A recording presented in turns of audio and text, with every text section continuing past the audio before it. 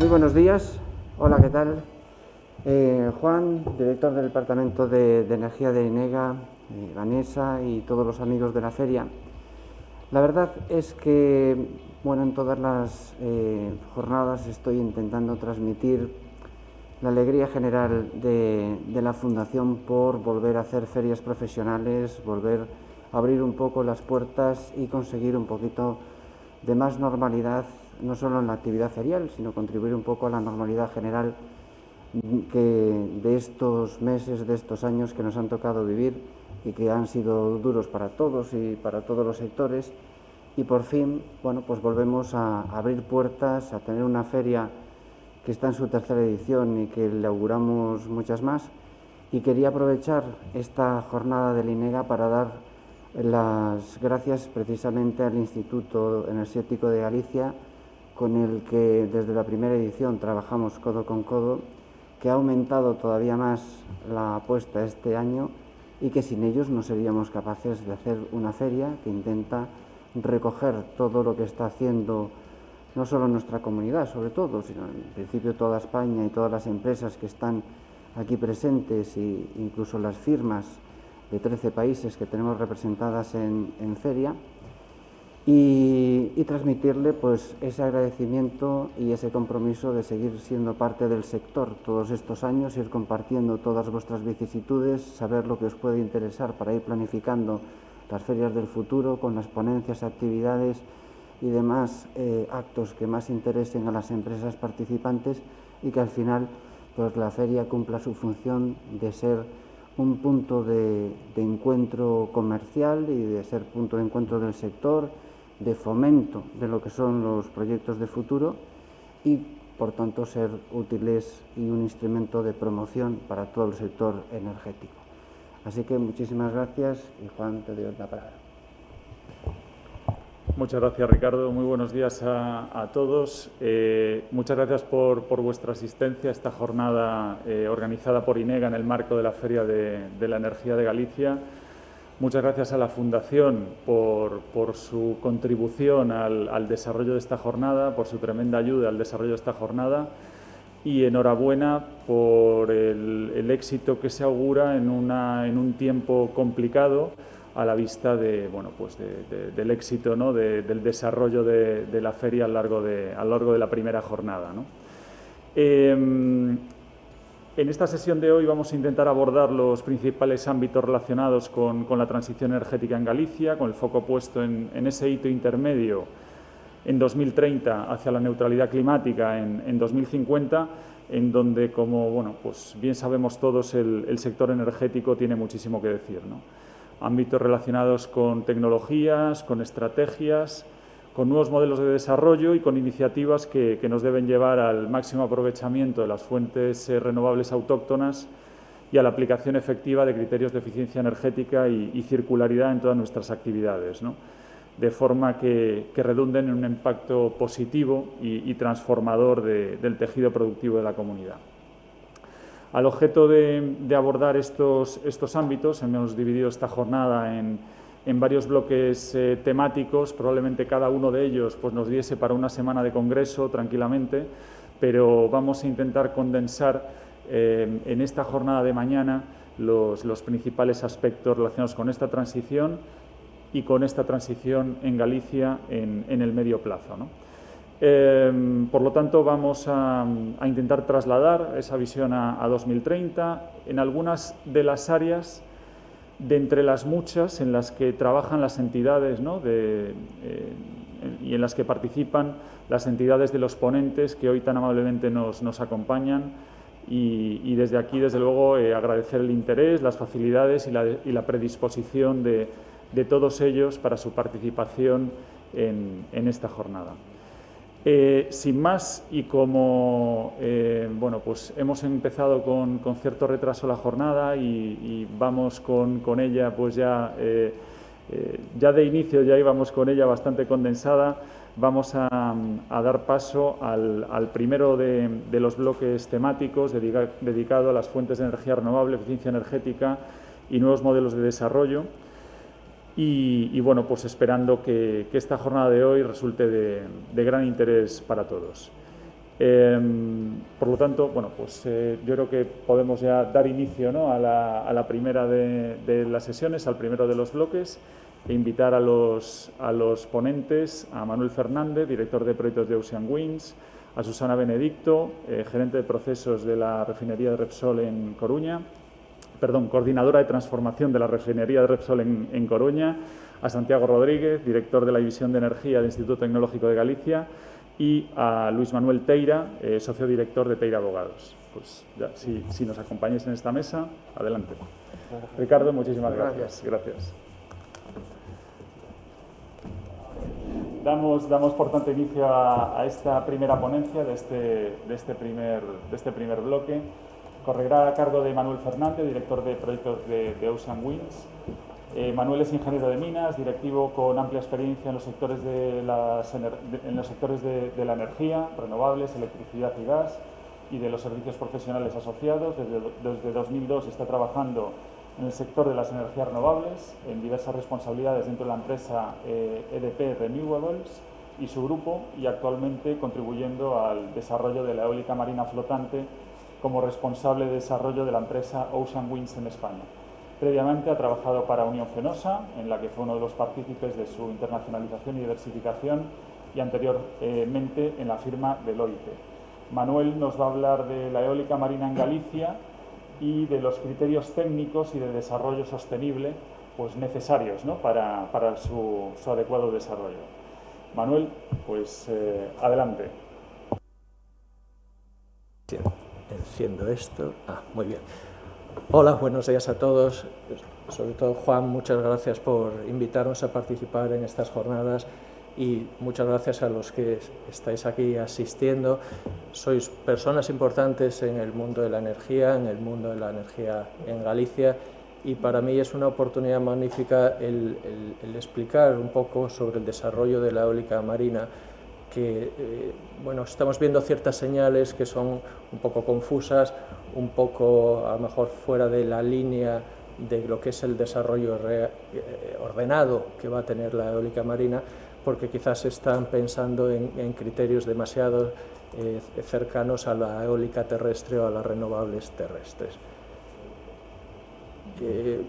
Contaros, la empresa en la que vengo representando es Ocean Winds. Ocean Winds es una joint venture entre EDP Renovables y ENGIE, porque en el mundo de la eólica marina es un mundo de inversiones muy grandes, riesgos muy grandes, y el tamaño de las empresas, las experiencias de las empresas importan mucho. Yo provengo del grupo EDP, de EDP Renovables. En Galicia llevamos desde principios desde el año 2000 ya con proyectos en servicio. De hecho, ya hemos terminado el ciclo de desmantelar proyectos, parques eólicos, y repotenciarlos, o sea que nuestra involucración con Galicia ya viene de largo. En la eólica marina estamos presentes en todos los países de Europa, Norteamérica y Asia recientemente, que están apostando por el desarrollo de la eólica marina fija hasta ahora, sobre anclajes fijos, pero ya se ha abierto una nueva tecnología, y este es uno de los primeros criterios a comentar, la eólica marina flotante, ya como una tecnología aprobada. Nos ha abierto un mundo de oportunidades, entre los que está España, todas las regiones del Mediterráneo, Asia y la costa oeste de Estados Unidos, pues se incorporan al desarrollo de la eólica marina, que por razones tecnológicas no estaban. Nosotros somos los impulsores desde el origen, desde el concepto tecnológico, el desarrollo I+D, el piloto y el proyecto precomercial Windfloat Atlantic, que aunque está ubicado territorialmente en Portugal, tiene un ADN gallego muy fuerte. Si veis esta fotografía real, la costa que está ahí detrás no es la costa de Portugal, está mirando desde el sur, o el suroeste, y la costa que se ve ahí es la costa de Galicia. Su fabricación, una de las plataformas se fabricó aquí en Galicia, en Navantia. El montaje de los 3 conjuntos de aerogenerador y plataforma se hizo también aquí en Galicia. El traslado hacia Viana do Castelo, donde está montado, pues se hizo saliendo desde Galicia. Como os decía, creo que es muy importante en estos momentos hablar, difundir cuáles son los criterios para el desarrollo de la eólica marina en España y en Galicia, porque se está extrapolando excesivamente unas formas y una manera de entender el desarrollo como si fuese en tierra, y el desarrollo en mar es muy diferente. Y os voy a explicar un poco cuáles son estas diferencias y estos criterios. Los principios para desarrollar la eólica marina, lo primero que tenemos que entender es que no se hacen a nivel de proyecto. Antes de llegar a los proyectos hay unos niveles previos y muy importantes. El primero de todos es la ordenación del espacio marítimo, cómo se ordena, en qué zonas se puede desarrollar la eólica marina, y ahí hay una serie de criterios de profundidad, de recurso eólico, áreas protegidas y compatibilidad con otros usos del mar. A continuación viene otra siguiente capa. El desarrollo de la eólica marina no va a ser a través de un proceso de concurrencia competitiva. Aquel proyecto, aquel promotor, que cumpla con los mejores criterios dentro de ese proceso de concurrencia competitiva será el que desarrolle el proyecto. Entonces, esas áreas de concurrencia competitiva dependerá de los objetivos estratégicos que tenga España y la Comunidad de Galicia y el resto de comunidades, la conexión a la red eléctrica, el desarrollo industrial que pueda haber en las zonas, lógicamente la compatibilidad, y en el caso de Galicia es clave, con la pesca y la aceptación social de la eólica marina. Y luego ya vendrán los proyectos, ya vendrá el proyecto seleccionado, que tendrá que pasar por un proceso de evaluación ambiental, tendrá que buscar esa compatibilidad en detalle con la pesca, con el tráfico marítimo, con la navegación aérea, con el resto de infraestructuras. Un poco, como os decía, el primer criterio es la ordenación del espacio marítimo. Aquí pues depende de la profundidad. Afortunadamente, la eólica marina flotante nos ha abierto esa posibilidad de desarrollar la eólica marina en España y en Galicia. Si veis en la imagen, el recurso eólico marino también, lógicamente, importa a la hora de desarrollar las zonas, y Galicia, sin ninguna duda, por calidad del viento y por extensión, es una de las zonas en la península de mayor potencial de desarrollo. También, a la hora de definir esta ordenación del espacio marítimo, hay que tener, o se está teniendo en cuenta, pues las áreas protegidas, pero no solo las existentes, sino las futuras, porque la ordenación es una ordenación a futuro y no a pasado. Y sin ninguna duda, pues el mar, las infraestructuras, tienen que compartir, y hay aspectos de defensa, de pesca, de acuicultura, de tráfico marítimo, de zonas destinadas al I+D, que se han tenido en cuenta a la hora de ordenar el espacio marítimo. Este es el borrador de ordenación del espacio marítimo en Galicia. Se han definido unas zonas, os digo, están en borrador. Cuando se definan definitivamente, serán unas zonas donde se podrá desarrollar la eólica marina. No quiere decir que la eólica marina va a ocupar todos esos espacios, que va a ocupar eso con carácter exclusivo, sino es al revés. Fuera de esas zonas no habrá desarrollo de la eólica marina. El esquema, como os decía, es diferente al desarrollo de las renovables tradicionales. Las administraciones central y autonómica definirán cuándo se va a desarrollar la eólica marina, en qué emplazamientos concretos y con qué capacidad. Y la administración será quien seleccione qué proyectos se va a llevar adelante, a través de un proceso que llamamos de concurrencia competitiva, en el que los distintos proyectos, los distintos promotores, presentaremos nuestra propuesta y se seleccionará qué propuesta es la mejor. Un poco en este esquema os lo que quería mostrarlo. Los criterios que se determinarán a la hora de definir cuándo, con dónde y qué capacidad, pues están los objetivos que tiene España para la integración de la eólica marina en su mix energético, que esto está definido en la hoja de ruta de la eólica marina, que se aprobó en diciembre pasado, y tenemos un objetivo de entre 1 y 3 gigavatios a 2030. O sea que en esa visión a 2030 Galicia participará en una parte de esos entre 1 y 3 gigavatios de eólica marina que se desarrollará. Otro aspecto muy importante es las infraestructuras de evacuación, dónde va a conectar esta generación. Lógicamente es la siguiente etapa en la que tendremos que trabajar con el operador del sistema, en qué puntos se hará esa entrega de energía. Y otros aspectos muy importantes, estos son, digamos, los aspectos técnicos, pero hay unos aspectos sociales importantísimos. El desarrollo industrial asociado a la eólica marina, lógicamente, al traer una nueva tecnología,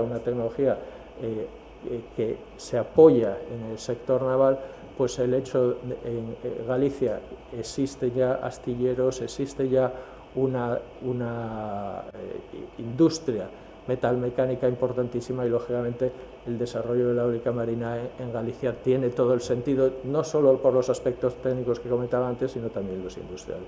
Y una cosa clave es el diálogo con los distintos usuarios del mar y fundamentalmente con la pesca. Entonces, lo primero que se definirá es, dentro de esas zonas de ordenación del espacio marítimo, se definirá unas zonas más pequeñas, que es donde tiene sentido desarrollar el proceso de concurrencia competitiva. Y ahí acudiremos las empresas, que tendremos que demostrar nuestra capacidad económica, nuestra capacidad técnica, nuestra experiencia previa para llevar adelante este tipo de proyectos, y se seleccionará el proyecto mejor en cuanto a distintos criterios, pero fundamentalmente dos de ellos. Uno es cuál es el precio de la electricidad que estamos dispuestos a generar en los 30 años de explotación del parque, y cuál es nuestro plan industrial asociado al proyecto, cómo va a revertir en el territorio ese proyecto industrial.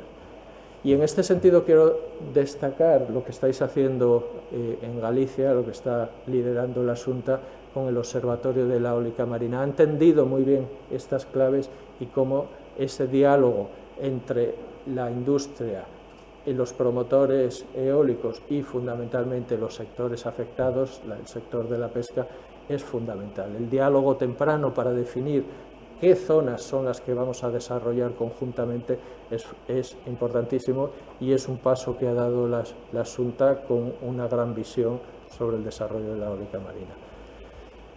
Por eso está sonando proyectos que se están anunciando de desarrollo en Galicia. No son proyectos.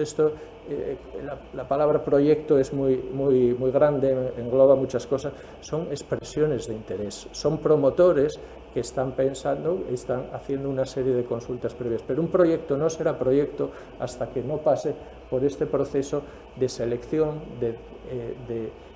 a través de un proceso ordenado, y en ese momento pasará a tener la categoría de proyecto y tendrá que empezar, como cualquier proyecto, pues con su evaluación ambiental. En el caso de la eólica marina, pues conlleva una serie de estudios muy específicos, y a partir de ahí empezará la tramitación del proyecto. Y tendrá que demostrar su compatibilidad con el medio ambiente y con el resto de infraestructuras. Y ya por último, bueno, parece que hablamos a la defensiva de la eólica marina, de cuáles son los impactos y cómo tiene que demostrar que sus impactos son los mínimos posibles, ambientales y sociales.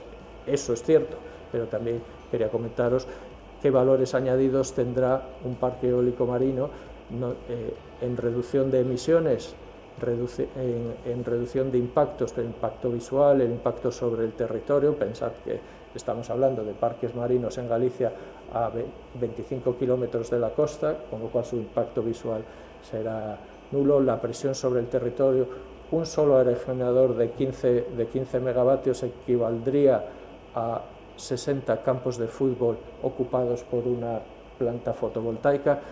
La presión sobre el territorio, sin ninguna duda, se reduce. Y, lógicamente, como os decía, al ser una industria nueva que encaja con el modelo industrial que tiene Galicia, pues la creación de empleo que asociado a un parque eólico marino, al desarrollo de la eólica marina en general, no a un parque eólico marino, pues será muy importante.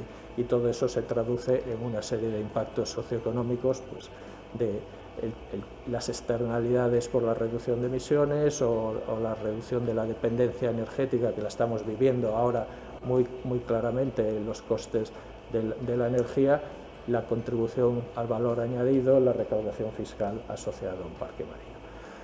Bueno, pues estos son los criterios. Espero haber cumplido con el objeto y con el tiempo asignado. Perfectísimamente, Manuel.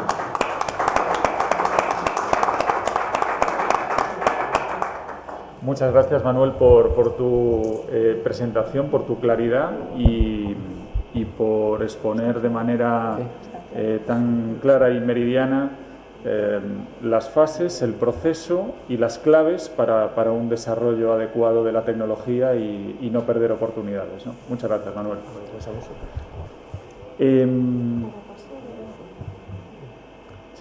Si tienes por aquí, bueno, no sé si prefieres estar de pie, Susana. ¿No? Vale.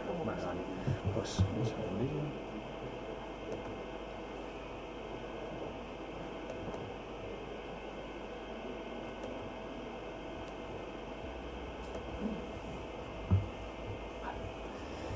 Bueno, pues damos ya paso a...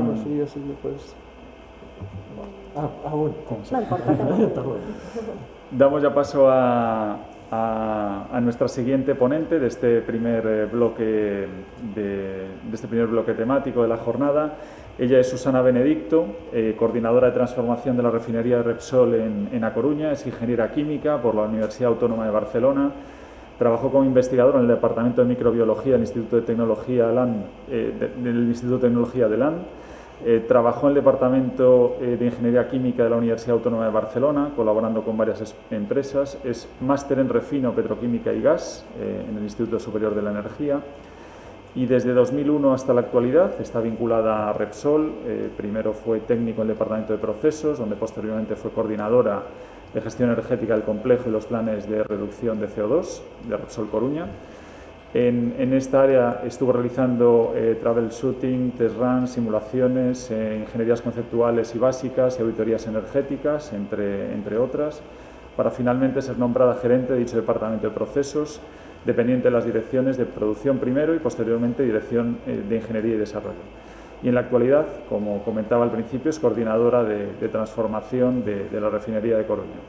Susana nos va a hablar de la transformación industrial en la transición energética a partir del caso de las aplicaciones efectivas de todos estos criterios en su empresa, en Repsol. Así que, Susana, adelante, cuando quieras. Muy bien. En primer lugar, agradecer el poder participar en estas jornadas, también a los asistentes que estáis aquí. Como decía Juan, pues yo voy a contar un poquito sobre la transición industrial, en la transición energética, y contar un poco sobre la estrategia de Repsol y a más ejemplos sobre la estrategia dentro de la refinería de Coruña. ¿Vale?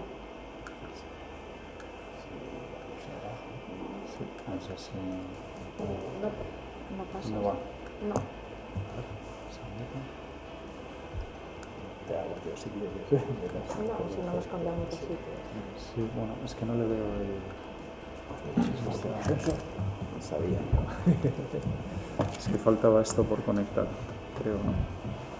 Bueno, si no pasa aquí ya está. Primeros planos. Vale, lo que pasa que esto es el receptor. Sí, no, claro. Ya está, Juan. Sí, bueno, ya por si acaso, así para los siguientes ya nos queda. Perfecto, pues. Vale, bueno, primero un poquito de contexto. Como sabéis, Repsol es una compañía multienergética con presencia en más de 30 países en todo el mundo. Tiene 7 complejos industriales, 5 de ellos en España. Fue pionera en adquirir el compromiso de 0 emisiones netas en 2050 y con ello pues tenemos establecido un plan en el cual por el momento tenemos más de 200 iniciativas de transformación digital, más de 200 iniciativas de economía circular y más de 190 alianzas para investigación en todo el mundo coordinadas por nuestro Technology Lab.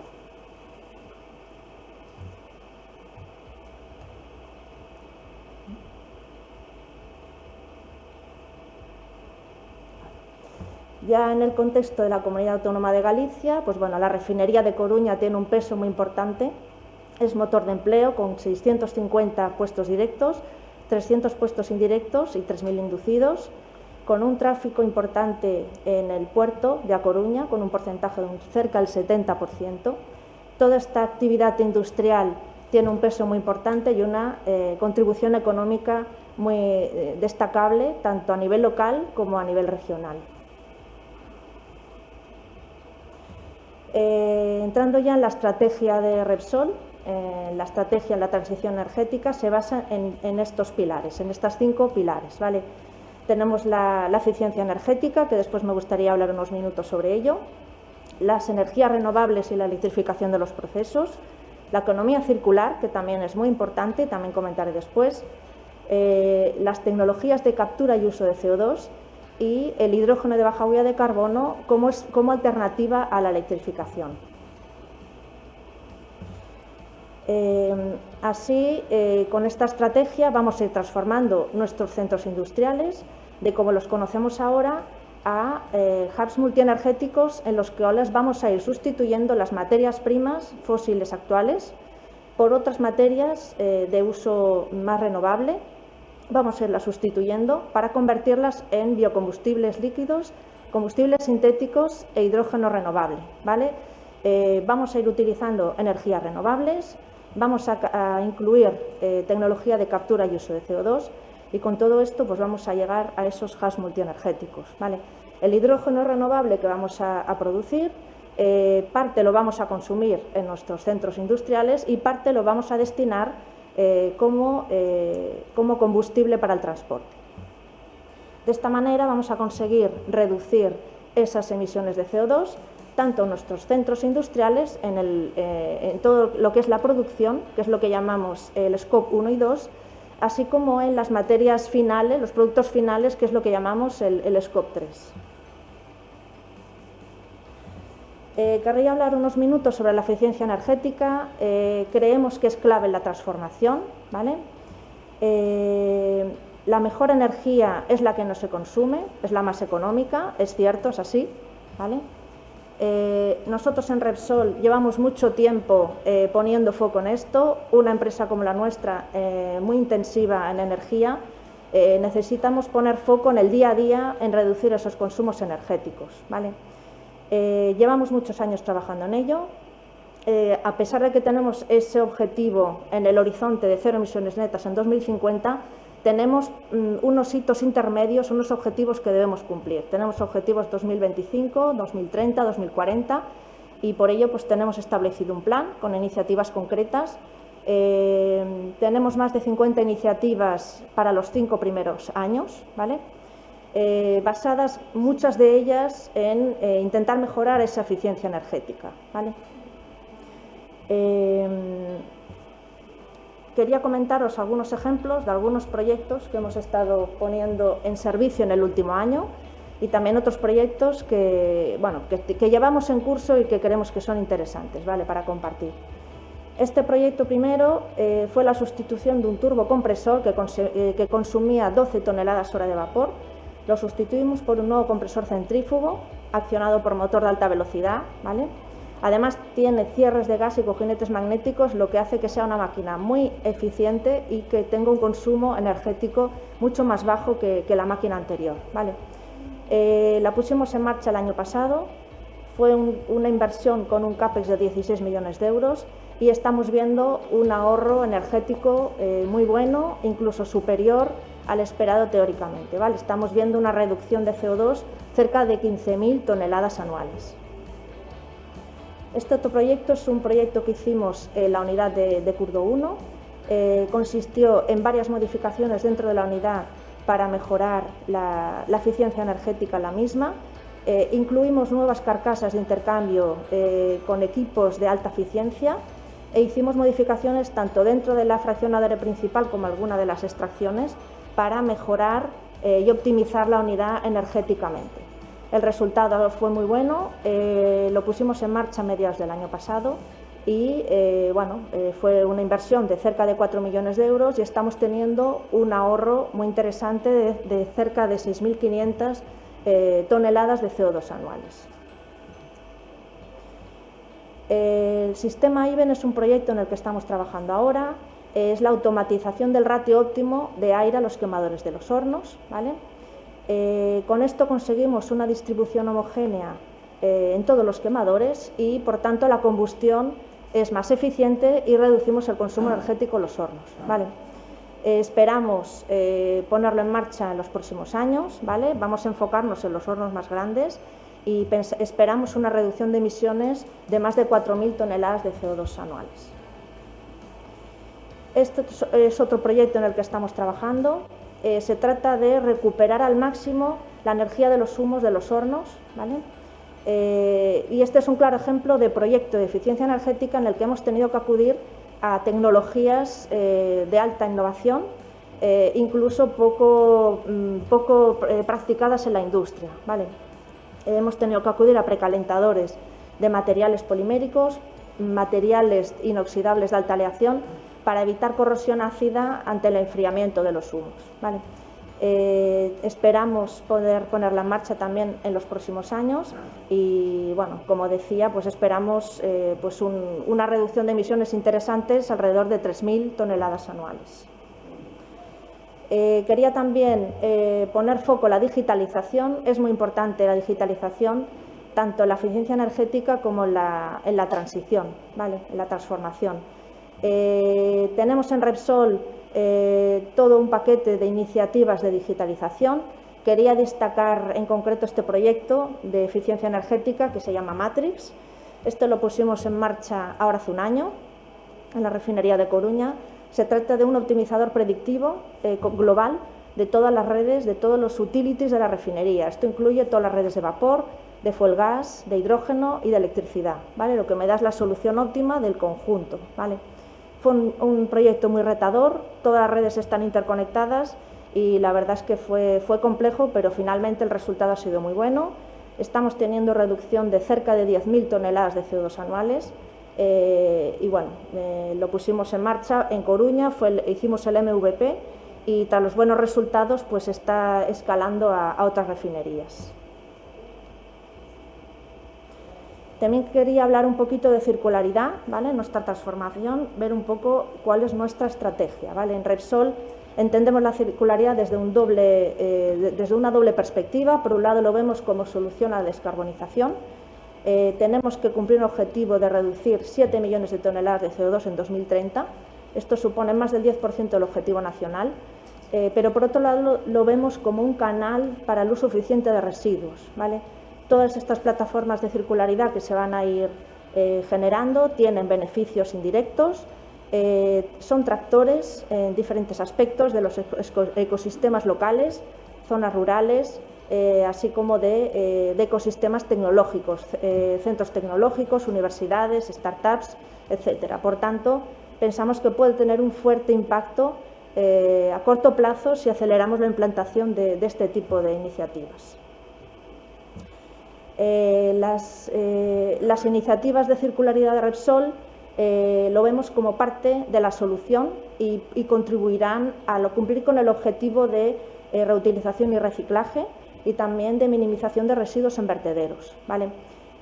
Nuestros proyectos no compiten con las iniciativas actuales que utilizan materiales reciclables, ¿vale? Porque nosotros valorizamos residuos no reciclables ni reutilizables, por tanto es compatible, ¿vale? Además, nuestros proyectos respetan el principio de jerarquía de residuos, minimizando el envío a vertedero.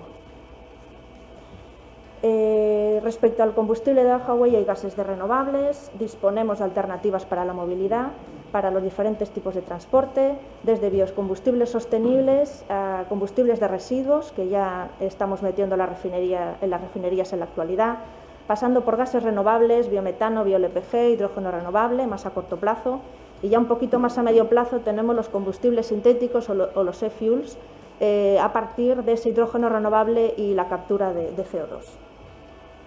Así, a partir de diferentes residuos de diferente origen, orgánico, inorgánico, plástico, residuo urbano, agroalimentario, etcétera, vamos a poder hacer una transformación con estas nuevas tecnologías para que tengan la calidad mínima para poder integrarla en las refinerías y poder hacer esa conversión secundaria que necesitamos para obtener esos productos, esos biocombustibles y esos gases renovables para los diferentes usos finales.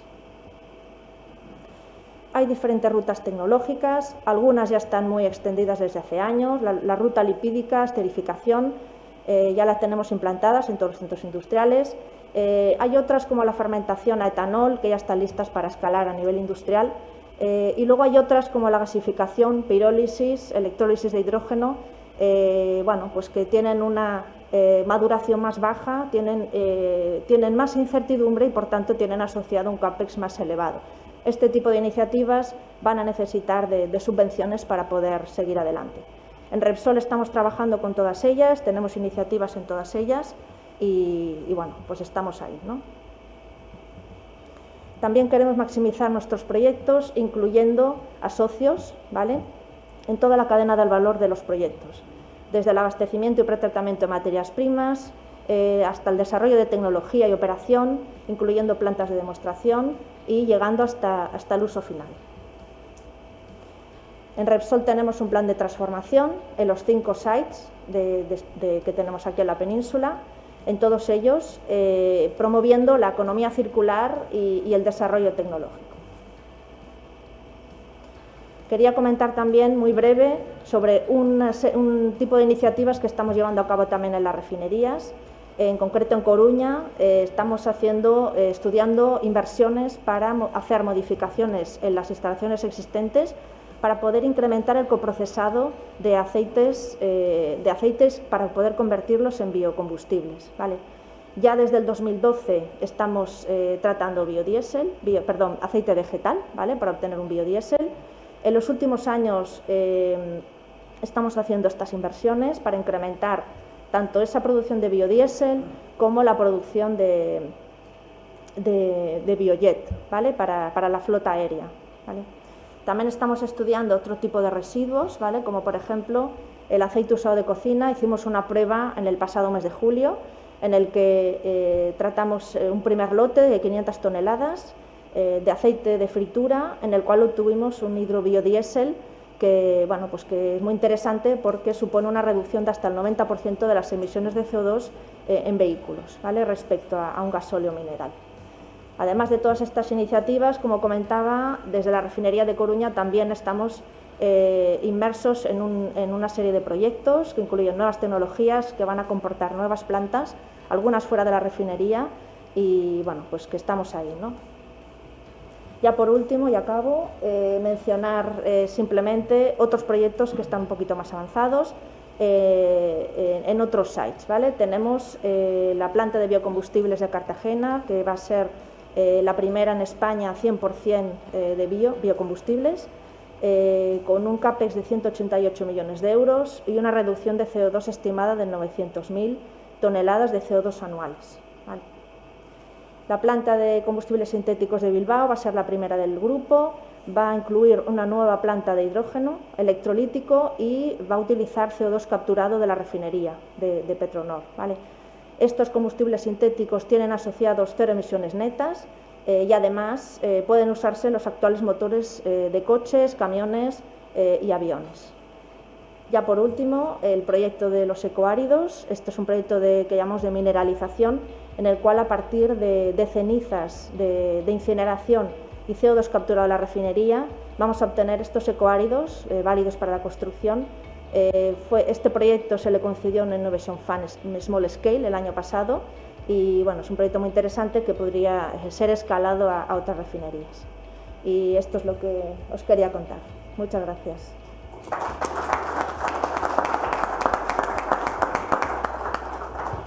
Muchas gracias a ti, Susana, por compartir con todos nosotros las iniciativas tan interesantes de Repsol, que seguramente y en la medida y escala correspondiente resultarán inspiradoras para muchas empresas. Y también muchas gracias por ajustaros tan sumamente bien al tiempo disponible. Me lo estáis poniendo facilísimo. Bueno, gracias. Pues nada, continuamos entonces con el siguiente ponente de este primer bloque. Santiago Rodríguez Charlón, que es director de la División de Energía del Instituto Tecnológico de Galicia. Perdona.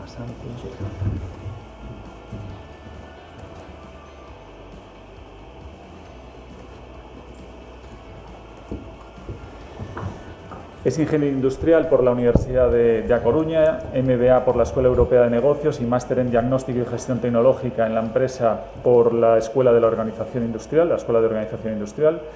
En la actualidad es el director de la División de Energía del Instituto Tecnológico de Galicia, desde donde viene liderando desde hace más de 15 años proyectos de I+D, de consultoría energética y de diseño de soluciones avanzadas en el ámbito de la eficiencia energética, de las energías renovables y de las redes eléctricas inteligentes. Ha participado en el diseño de diversas estrategias energéticas autonómicas y así como en los procesos de transición justa de las centrales de Meirama y Aspontes en la provincia de A Coruña como agente en el territorio para el Ministerio de Transición Ecológica. Paralelamente es profesor asociado de la Universidad de A Coruña impartiendo docencia en el máster de Eficiencia y Aprovechamiento Energético. Bueno, pues Santiago nos hablará de los desarrollos tecnológicos asociados a las comunidades energéticas locales en los cuales, y aun a pesar de ser pues un sector y un desarrollo de aplicaciones novedoso, pues el Instituto Tecnológico de Galicia viene ya desarrollando unas cuantas iniciativas de enorme interés. Así que, Santiago, adelante, cuando quieras. Perfecto, muchas gracias, Juan. Buenos días a todos. Agradecer a Juan y a INEGA esta oportunidad de compartir con todos vosotros un rato y comentando en qué estamos trabajando en el ámbito de las comunidades energéticas locales. Dentro, como dice bien Juan, pues oye, es un ámbito que todavía está un poquito verde, que empieza a desarrollarse, pero que entendemos que va a ser un elemento transformador de la transición energética y la digitalización de nuestra sociedad. Bueno, yo estoy representando aquí al Instituto Tecnológico de Galicia. Somos un centro tecnológico que estamos ubicados en La Coruña con un poquito más de 100 compañeros, conformamos el centro y trabajamos pues, en distintas ramas, energía, inteligencia artificial, ingeniería del software, drones, sostenibilidad en la construcción. Pero bueno, hoy vamos a hablar del ámbito de energía y cómo lo combinamos con la parte de digitalización e inteligencia. ¿Y por qué?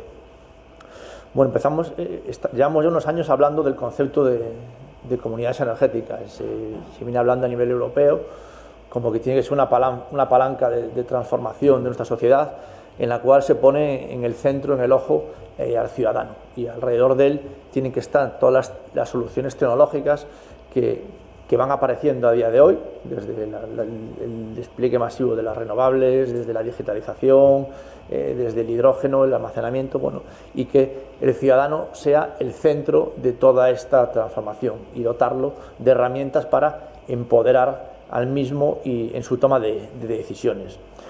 En este sentido, estamos todos de acuerdo en qué está sucediendo a día de hoy en la sociedad en el ámbito de la energía. Se está incrementando de manera notable los recursos energéticos renovables, gran despliegue de fotovoltaica y de eólica, un auge importante de la movilidad eléctrica, aparecen sistemas de almacenamiento que empiezan a ser rentables y ya mejorando su rentabilidad con el paso del tiempo. Se regula el autoconsumo eléctrico, la generación distribuida la empezamos a ver todos en el sector como una palanca de cambio muy importante y las infraestructuras energéticas empiezan a estar interconectadas de alguna manera, ¿no? Hay dispositivos IoT que nos permiten comunicación entre ellas. Todo esto es lo que entendemos nosotros que tiene que llevarnos pues, a un modelo de sociedad energética que podría ser, por ejemplo, algo de este estilo, ¿no? Que tengamos distintos elementos de generación fotovoltaica y eólica que están abasteciendo y comunicándose con la red, tendremos polígonos industriales que estén generando su propia energía, tanto sea eléctrica como térmica, y se comuniquen también con distintas redes de distribución de energía. Tendremos ciudades que se comunican a la red eléctrica y a su vez actúen como prosumidores, ¿no? Que fabriquen su propia energía en las cubiertas, por ejemplo, e incluso redes de gas con hidrógeno. Esto somos todos conscientes de que está sucediendo a día de hoy. Iremos viendo cómo se despliega. Veo muy importante la que aparece la figura del prosumidor local, una figura que le permite a cualquier entidad o persona física actuar como elemento de generación y de consumo de energía de manera bidireccional. Le va a permitir producir su propia energía, le va a permitir autoconsumir su propia energía y valorizar esos excedentes que genera, introduciéndolos en distintas redes de energía, de tal manera que va a permitir participar de los mercados de la energía. con lo cual va a ser pues un agente más de mercado. Se introduce también el concepto de autoconsumo compartido, ¿no? Está regulado desde hace unos meses, nos permite generar energía y compartirla con usuarios cercanos, nos lo limita a 500 metros a día de hoy, inicialmente solo nos permitía en baja tensión, ahora ha habido una modificación y nos lo permite ya trabajar en media y alta tensión.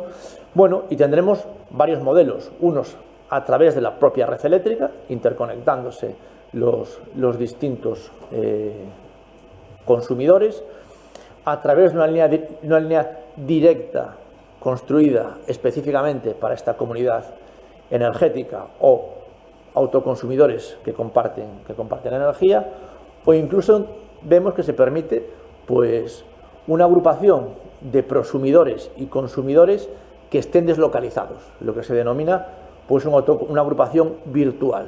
Esto también lo permite a día de hoy. Vale, todo esto nos permite pues generar a lo mejor lo que se denominaría comunidades energéticas virtuales.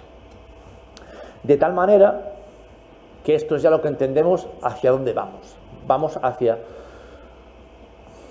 una superficie, llámese polígono industrial, llámese autoridad portuaria, llámese barrio, llámese como queramos, en el cual vamos a implementar distintos elementos de generación de energía renovable, lo que nos permite el recurso en esa zona. Vamos a conectarlo esto con elementos de almacenamiento, bien sea baterías de ion litio, bien sea baterías térmicas, bueno, los elementos que el mercado haga que sean competitivos, la tecnología. Vamos a incorporar puntos de recarga del vehículo eléctrico, en breve tiene que haber un despliegue masivo de puntos de recarga y los va a llevar asociados esta pequeña comunidad energética, entendemos que tiene que ir por ahí, y todo esto conectado con la red eléctrica. Esto es hacia donde entendemos que vamos a ir y hacia donde queremos ir. Esto entraña innumerables dificultades de comunicación entre distintos elementos, protocolos de red eléctrica, y entendemos que hay que incorporar de alguna manera inteligencia y control a todo este desarrollo. La integración de todas estas tecnologías tiene que ser de alguna manera inteligente, de tal manera que vemos que hace falta algo de este estilo. Tanto el prosumidor energético como la generación energética de renovables que de manera independiente tienen que tener pues unos sistemas de predicción meteorológica que se estén comunicando con distintas agencias de meteorología. Tenemos que ser capaces de quitar módulos de predicción de la demanda que va a tener cada elemento e incluso de la generación también. Incluso también precios de mercado, para decidir en cada momento si almacenamos, consumimos o vendemos. A todo esto nos va a permitir que el prosumidor energético participe en el mercado de alguna manera, ¿no? Comprando y vendiendo energía también. Pero entendemos que tiene que haber un agregador global de toda esta demanda y esta generación que incorpore de alguna manera pues, un cerebro inteligente y que decida cómo opera esta pequeña comunidad energética o esta pequeña microred.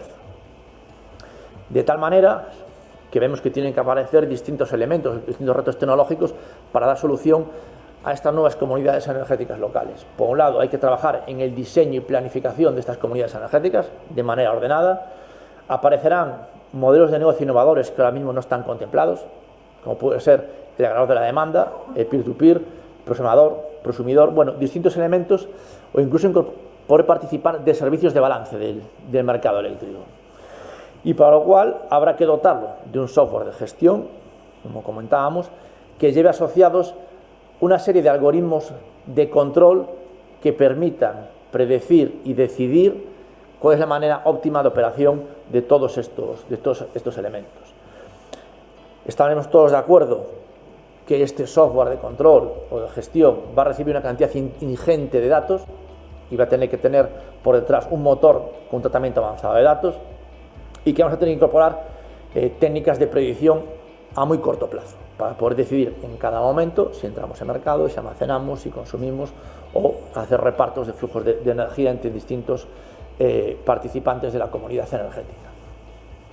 Vale, y para dar solución a todo esto, estas nuevas necesidades que estamos viendo que van a surgir, ¿cómo nos posicionamos desde ITG, desde el Instituto Tecnológico de Galicia? Bueno, pues llevamos ya años trabajando en esta dirección, como adelantaba Juan. Estamos participando dentro de una de una red de excelencia de investigación con otros 4 centros tecnológicos españoles, en los cuales el Ministerio de Educación y Ciencia pues, nos considera como un centro de excelencia en el ámbito de transición energética, trabajando o investigando o desarrollando herramientas para comunidades energéticas locales. Hemos implementado dentro de nuestras instalaciones un laboratorio que nos permite emular en tiempo real redes eléctricas inteligentes, cómo se incorporan distintas cargas electrónicas programables a una red eléctrica, simulando pues, parques eólicos, fotovoltaicos, puntos de recarga, ciclos de carga y descarga de baterías, comportamiento de la red, y que nos permita interconectar una plataforma de monetización, control y gestión energética que estamos ya desarrollando para ver cómo operaría. Vale, esta plataforma que denomino aquí en la transparencia como FlyThings Energy. Nos estamos integrando con distintos agentes de datos del sistema, estamos integrándonos con Red Eléctrica, nos estamos integrando con Meteo Galicia, nos estamos integrándonos con AEMET y desarrollando sistemas de inteligencia artificial y motores de procesamiento de datos para detectar patrones de consumo y generación. Vale, esto sería nuestro laboratorio que nos permite, bueno, como decía, simular comportamientos energéticos en tiempo real de distintos agentes y conectamos con fuentes de datos externas para diseñar la operativa. Hemos integrado software, hardware in the loop y control hardware in the loop para poder emular en tiempo real cómo operan redes eléctricas y distintos elementos que entendemos que a día de hoy la red no os admite, pero a futuro sí, estamos emulándolo, cómo influiría en la red para poder planificar y decidir en qué dirección van a ir nuestros desarrollos de esa plataforma de software. Y a día de hoy tenemos algo así, de este estilo, ya tenemos una versión de plataforma que ya estamos incorporando en el mercado, pero que queremos seguir evolucionando. ¿Dónde estamos desarrollando algo en el ámbito de comunidades energéticas? Bueno, pues estamos diseñando un ecobarrio que va a ser una superficie o una comunidad que va a generar su propia energía con fotovoltaica, va a integrar puntos de recarga, va a tener una distribución de calor. Estamos trabajando en el proyecto Greenport de la Autoridad Portuaria de La Coruña, en ver cómo integrar eólica terrestre, eólica marina, fotovoltaica, generación de hidrógeno y cómo dar sentido a toda esta operación. Estamos desplegando nuestra plataforma con la versión actual que tenemos de comunidades energéticas en una estación de esquí que tiene 54 apartamentos y todos los elementos de consumo energético que puede tener una estación de esquí, y da solución al operador de toda esta infraestructura energética que genera energía con fotovoltaica, tiene baterías, puntos de recarga, una red de distribución de calor. Y estamos nosotros conectando toda esa instalación. Estamos también trabajando en comunidades energéticas virtuales, con 75 edificios en un piloto con la Xunta de Galicia, en ver cómo están operando. Estamos diseñando planes de transición energética en universidades, en campus universitarios, hacia donde tendrían que ir, e implementando, por ejemplo, en sectores industriales que tienen plantas de producción deslocalizadas, en este caso un ejemplo que tiene plantas en Galicia, en Castilla y León y en Marruecos, soluciones de generación de energía con fotovoltaica, son casi 3 megavatios que están implementando entre las 3 plantas, y quieren hacer PPAs virtuales entre ellas para garantizar de alguna manera la generación verde. Haciendo benchmarking también en oficinas bancarias, una entidad bancaria tiene 700 oficinas, e incorporamos todo el control y gestión energética de toda esta comunidad virtual también, o 12 empresas de automoción que en un piloto que hemos hecho con el clúster de automoción de Galicia las hemos incorporado en una gestión energética conjunta. Y por finalizar, las comunidades energéticas, que yo creo que estamos todos de acuerdo que pueden ser una palanca de cambio, de activación y transición energética a la sociedad. Su éxito únicamente va a depender del avance tecnológico y de los cambios regulatorios que van a ser necesarios, que son muchísimos. Nada más, hasta aquí quería llegar yo. Gracias.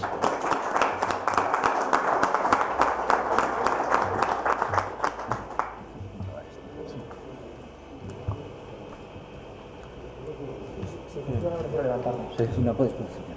Sí, funcionando.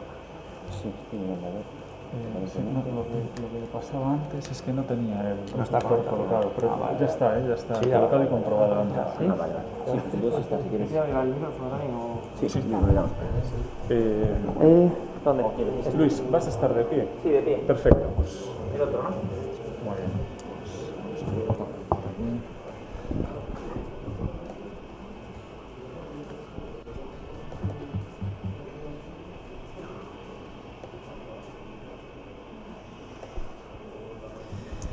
Bueno, muchas gracias, Santi.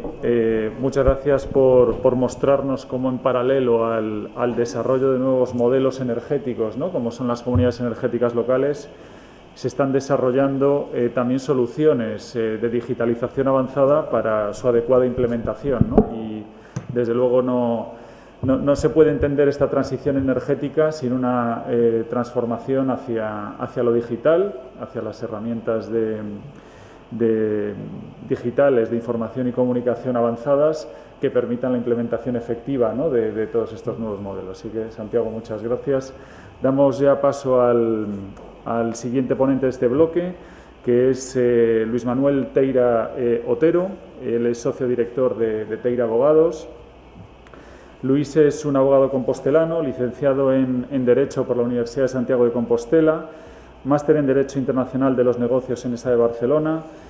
Tras casi una década trabajando en el negocio del comercio internacional de empresas energéticas, en concreto en Madrid con Repsol y en Londres con BP, regresa a Santiago para fundar Teira Abogados, firma orientada al derecho de la energía y los negocios, que presta sus servicios a particulares, empresas y administraciones. En la esfera más de lo personal es cofrade de la Archicofradía del Apóstol Santiago, experimentado peregrino. Y bueno, después de lo de ayer, Luis, estaba por obviar lo último, que es acérrimo madridista, pero bueno, no siempre se puede ganar. Todos los días del año. Bueno, pues Luis nos va a hablar de las oportunidades para la competitividad industrial que nos puede ofrecer, que nos ofrece ya el autoconsumo y los modelos PPAs. Así que, Luis, cuando quieras. Muchas gracias. Bueno, muchas gracias a todos los asistentes y sobre todo a Inega, Juan Rodríguez, por la amable invitación y por organizar este evento, así como a la Feria Internacional de Silla también por acogernos aquí a todos.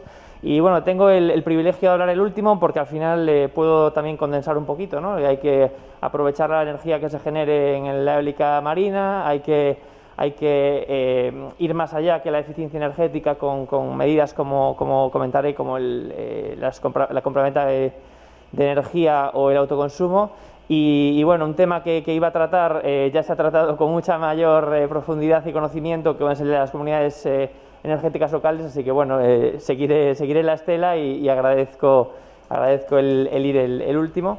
Así que sin más dilación, bueno, este será el camino que sigamos a lo largo de la presentación desde un punto de vista sobre todo jurídico, por lo que, bueno, lo de visión a 2030 yo creo que eso no me corresponde a mí, sería mal abogado si estuviese hablando de 2030, yo hablo de 2022 con ciertas notas de hacia dónde deberíamos dirigirnos en el año 2030. Lo primero, una cuestión de la que creo que no se habla suficiente, que es la diversificación en el consumo eléctrico, o sea, que todo este tipo de medidas y todo este tipo de diferentes modos de contratación no son de por sí la panacea, sino que lo que debemos buscar es la receta adecuada para cada industria, para cada consumidor, para tener un consumo más razonable y más adaptado a sus necesidades. Y de ahí ya pasaré a las dos patas del título y, por tanto, lo esencial de lo que haré, el autoconsumo por una parte y los contratos de compraventa de energía, también referidos como PPA en el mundillo y más allá del mundillo. Hoy en día ya es una palabra que se utiliza con gran frecuencia.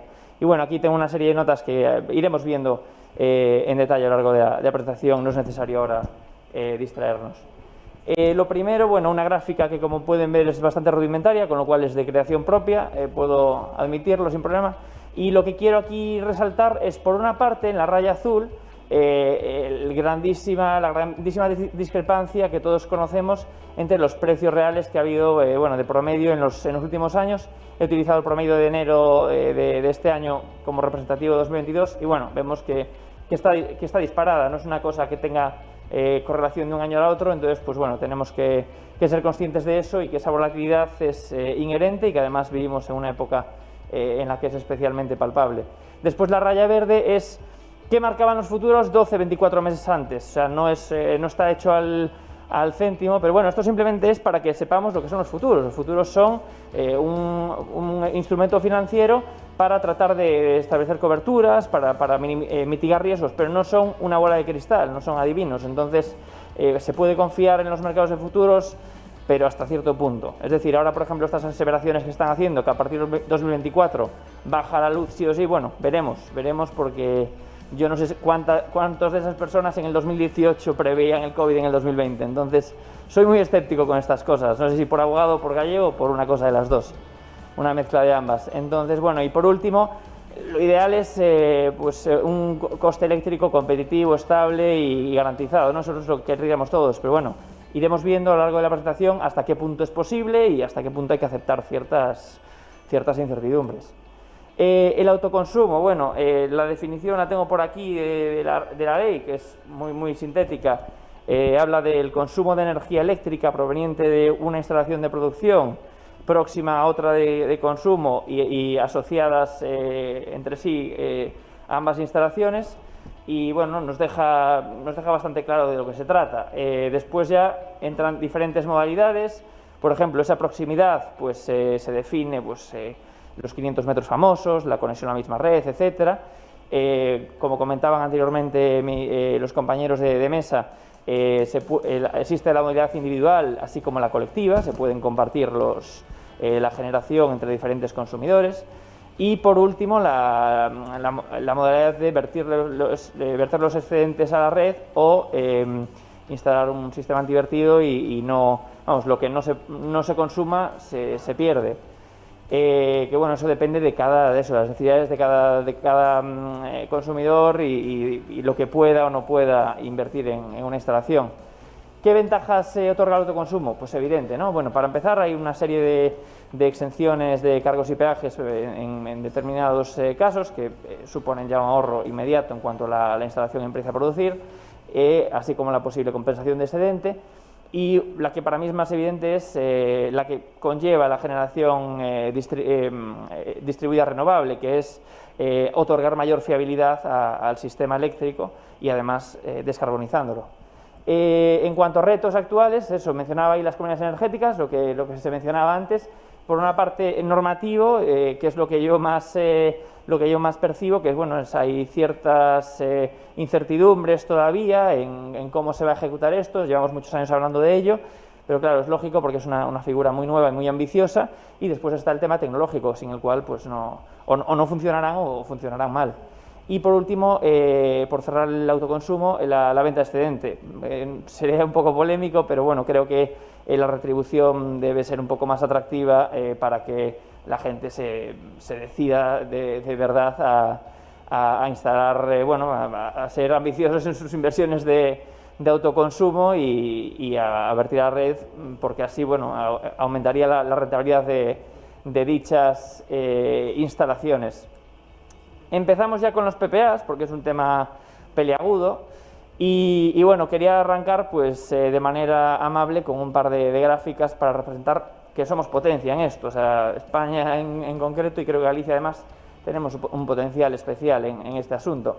El gráfico de la derecha pueden ver ahí desde el año 2014 un crecimiento considerable y desde el 18 exponencial. A nivel mundial, de número de contratos PPA firmados por grandes compañías. La región más clarita es Europa, Oriente Medio y África, y ahí vemos pues eso, que somos, si no sigue el mismo patrón, lo sigue todavía más acentuado. Y en esa región, en Europa, Oriente Medio y África, vemos en el gráfico de la derecha, el del mapa de Europa, que España tiene más de un tercio del número de PPAs firmados de 2019 a mediados del 20, que es son estas cifras, y 2/5 si hablamos de potencia contratada. O sea que, bueno, somos potencia. Es una cosa que tenemos que ser conscientes y bueno, es un contrato, un tipo de contratación compleja, pero que se puede hacer y en el cual hay conocimiento en España. ¿Qué son? Es lo más importante, ¿no? Entender de qué estamos hablando. Se trata de un contrato bilateral o plurilateral, o sea, puede haber más de 2 partes, en el cual esencialmente se están contratando una cantidad de energía durante un tiempo determinado a un precio pactado. ¿Qué cantidad de energía? Depende de las necesidades y capacidades del promotor y del consumidor en el proyecto en cuestión. ¿Qué tiempo o tenor, como dicen los ingleses? Pues bueno, la ley del Estatuto de los Electrointensivos, por ejemplo, establece que este tipo de industria debe tener al menos un 10% de su consumo con contratos a largo plazo durante al menos 5 años. Bueno, eso habrá en ciertos proyectos 5 años, será razonable. La verdad es que lo que se ve más en la práctica es 10, 12, incluso 15 años, pues bueno, para asegurar un poco más la rentabilidad y la estabilidad de flujos por parte de los productores. Y el precio, pues habitualmente es fijo, pero hay situaciones en las que se establecen pues determinadas cláusulas que si el mercado va más allá de un límite o más abajo de un mínimo, pues se realizan pequeños ajustes, no expuestos al mercado, pero sí con pequeños ajustes. En los otros pactos, bueno, están ahí. Yo querría resaltar 2. El tema de la financiación, lo que los ingleses llaman la financiabilidad, ¿no? O sea, el tener un proyecto renovable, parte de su producción ya atada con un PPA, evidentemente lo hace mucho más atractivo para una entidad financiera, para obtener financiación, y así, bueno, se puede apalancar más el promotor. Y por otra parte, los aspectos técnicos, hablo ahí de las garantías de origen. Esto es fundamental. Esto, vamos, es la guinda del pastel de los PPA. O sea, no solamente estás asegurando a un precio fijo una parte de tus consumos, sino que además cumples con tus compromisos medioambientales, ya bien sea corporativos o legales. Continuando con los PPA, y esta ya es la última diapositiva. Bueno, como estaba en la diapositiva anterior, pero no lo mencioné, aquí no estamos inventando la rueda. Esto es los PPA son un tipo de contrato que data de los años 80 en Estados Unidos, que desde hace pues, aproximadamente 15 años han ganado mucho peso en el mercado ibérico, en Italia, incluso en Francia, pero vamos, que tiene más de 40 años de trayectoria en el mundo anglosajón y que surgió inicialmente como una alternativa al método de las subastas, con un precio normalmente algo superior al de una subasta, porque también, bueno, las garantías que hay que ofrecer y demás son distintas. Entonces, evidentemente, pues bueno, como todo en la vida, ¿no? Hay que pagar distinto, las cosas son distintas. Hay 2 tipos de PPA, siendo muy blanco y negro. Por una parte el físico, el menos habitual, en el cual una planta de generación y un consumidor están directamente conectados, repito, el menos habitual. Y el otro, llamado financiero, virtual o sintético, tomando prestado, ¿no? del lenguaje que se utiliza en los contratos anglosajones, en el cual es más bien una permuta. O sea, un promotor se compromete a asignar una generación y un consumidor se compromete a utilizarla como parte de su suministro durante un periodo. Por tratarse de una permuta, habitualmente el pago no se hace pues eso, a tocateja los X euros que se hayan pactado por megavatio, sino que se suele hacer un ajuste respecto a mercado. Pero bueno, eso ya es entrando en temas más finos, ¿no? Que podemos hablar después. Luego de la charla andaremos por aquí y podemos hablar con un café, que es un tema muy interesante también. Es un contrato que, como todos sabemos, pues eso garantiza suministro a largo plazo y a un precio competitivo, es decir, no al mejor precio, ni al peor precio, pero a un precio competitivo. ¿De qué se trata al final? Es casi como un seguro, es de que, lo que te está consiguiendo, tanto como productor como consumidor, es tener una certeza, una predictibilidad, ya sea en tus ingresos o en tus gastos. Habrá años en que uno gane y otro pierda, pero bueno, al tratarse de un contrato a tan largo plazo, se supone que ambas partes pues ven un beneficio y además pues bueno, están asegurando su margen, porque están teniendo un coste que antes era variable, lo han convertido en fijo o prácticamente fijo.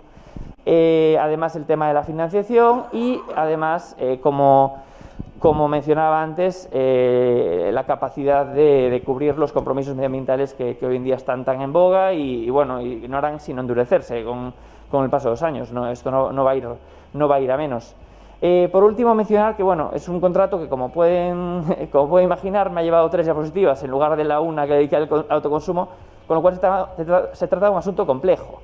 No son contratos de alquiler de piso para destinar a viviendas, son contratos pues con multitud de anexos y de documentación y de asuntos técnicos y de complejidad también jurídica, con lo cual es muy importante una empresa que quiera recurrir a un PPA, evidentemente tenemos asesoramiento profesional a todos los niveles, desde el punto de vista técnico, punto de vista legal, punto de vista económico, etcétera. O sea, es un tema sofisticado y hay que tratarlo como tal.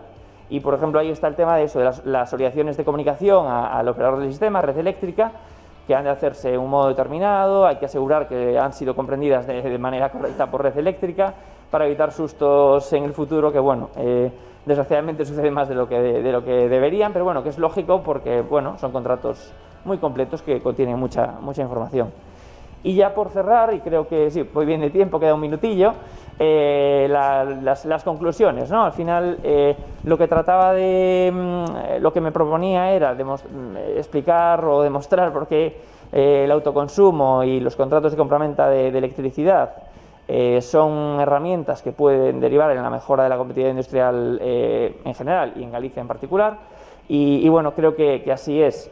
¿Qué es lo que aporta invertir en autoconsumo o firmar un PPA? Pues lo primero y esencial, libertad energética, porque bueno, lo que decía, predictibilidad retributiva y de costes para las dos partes. Después, generación de margen económico, pues eso, una empresa que se dedique a hacer, pues por ejemplo, cristal, no tiene que estar preocupándose todas las noches el empresario de a qué precio está la luz, sino que se tiene que preocupar de hacer cristal y de suministrar las materias primas que necesite y de firmar los contratos que necesite en su cadena de valor respectiva, pero se puede dejar de preocupar de una parte de su suministro eléctrico, que no es su negocio esencial.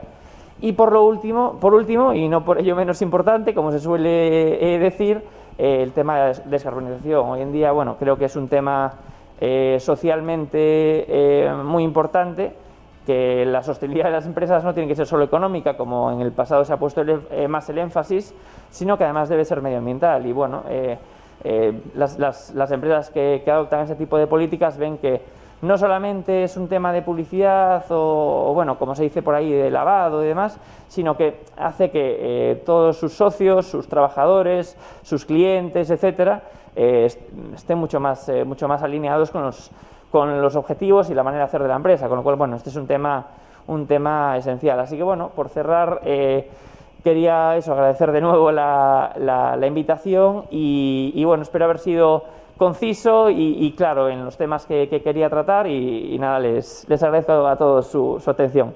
Muchas gracias.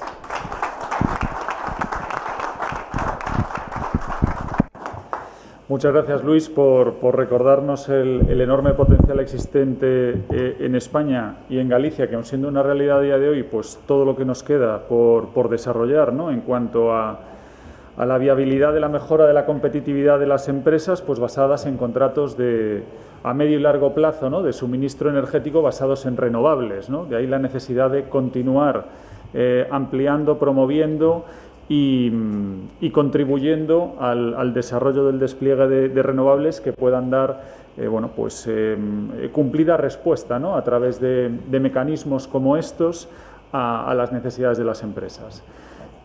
Muchísimas gracias a los cuatro. Cerramos este primer bloque de ponencia. Os agradezco enormemente vuestro exquisito ajuste al tiempo disponible, que ya empezábamos con retraso, con lo cual esperamos mantener la línea en los siguientes bloques y agradeceros enormemente vuestra participación y vuestra contribución. Muchísimas gracias.